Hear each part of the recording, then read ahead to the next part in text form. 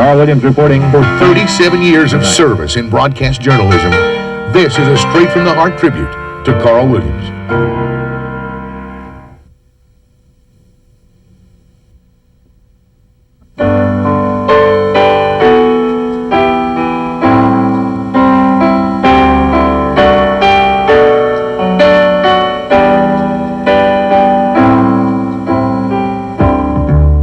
I can't remember when you were there. He's a part of your family and ours, as familiar and comfortable as your favorite pair of slippers. And be good to yourself today. And every day after delivering the news we need to know to get the day started, he sends us on our way with the feeling that he really cares. And he does. These are the world's greatest people to play to. The greatest treasure, I think, that I have. Good morning, I'm Carl Williams. Next on Action 10 News today. That's why Carl Williams is a broadcasting legend in East Tennessee. And that's why we'll all miss him very much as he steps out of the limelight and into some well-deserved personal time. As Carl steps aside, we thought we'd share an inside look at the man who's given you the news every day for 37 years. Every Tuesday and Friday night, there will be tennis court dancing here on the townside tennis courts from 8:30 until 12 midnight, admission 30 cents. And of course, on Sunday night, we will have our regularly scheduled open house. This time, it's a special request for Horace Cerruti here in the studio. It's Fat Swaller and his orchestra, Chant of the Groove. Carl got his start in radio. Actually, it wasn't even a radio station. It was a wired music station in Oak Ridge. I didn't even know where I was going myself when I was a senior in high school at Oak Ridge High School. And I knew that I wasn't going to get to go to college, or I didn't think I was going to. My dad had just died, so I was looking for anything to do, trying to find myself. So it happened there was a guy over there in the Ridge Recreation Hall, Bill Pollock. Bill had a wired music station. During those years, no radio stations were allowed in Oak Ridge because nobody really knew what was going on there, and the federal government said no, although several licenses had been applied for.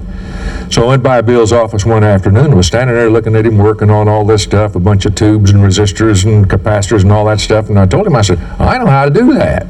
He said, you want a job? And I said, yes, sir. He put me on the payroll about a week later, making $15 a week, which I thought was pretty good for those days. Bill Pollock gave Carl Williams his start in broadcasting.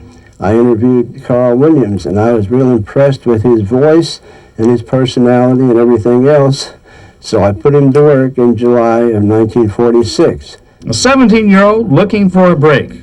I always liked Carl because he was such a clean-cut young man, and he really took this work seriously, and I never had any problems, even though he was so young at that time. He saw something there that apparently I didn't see in myself. Lots of times people can do that. But he's the one that inspired me to go on and to do what I'm doing right now. And he's the one that pointed me in the right direction. He said, this is your bag right here. By golly, I guess it is. I'm not job hunting today. I could tell when I talked to Carl that he would do okay. And okay he did. Then one day I heard that Channel 10 was being built. Neil Branch was, at that time, he was going to be the program director of the thing, and he got in touch with me and told somebody, said, you know this guy? I said, tell him that I'm trying to get a hold of him, would like to talk to him. So I went to the place where they were doing the hiring and the firing for this station and filled out an application, and lo and behold, I got the job. And I've been here ever since. Carl won the audition hands down and been a star of the place ever since. We started looking around, and obviously you look at people who are already on television. And I saw Carl one day, I didn't know who he was, on a program on another station. He was a tall, young, good-looking young man, and he was doing a children's program. And I noticed how well he handled the children, calmly and with a good personality. So I thought, well, we better get in touch with him. We can use him. So we did. We got in touch with Carl, and he agreed to come with us. And that was a fortunate day for us, and I hope for him. And the rest is history. Former General Manager John Hart and Neil Branch are both proud to claim they had a part in bringing Carl Williams to Channel 10. That's quite a compliment. Carl signed WBIR TV on the air on August 12, 1956, and the rest is history. That's 37 years ago. And Carl was a standout even then. At Volunteer Rambler, 4835 Kingston Pike in Bearden. You did it all. You made station breaks, you read commercials. Help yourself to low-price specials like these. 64 Pontiac Tempest, two-door, bucket seats, air conditioning, one owner, a low-mileage beauty priced to move at $21.95. 65 Opel station wagon, German crafted, white, one owner, low mileage, excellent transportation. This is a perfect second car. Volunteer Rambler sale priced at only $15.95. There was, a voiceover with slides or a voiceover film or whatever. And occasionally you even got an opportunity to go out on the floor and do an actual live commercial. Now that was fun. The thing that made it fun was that we didn't have any teleprompters. There weren't any teleprompters, and we'd heard about them.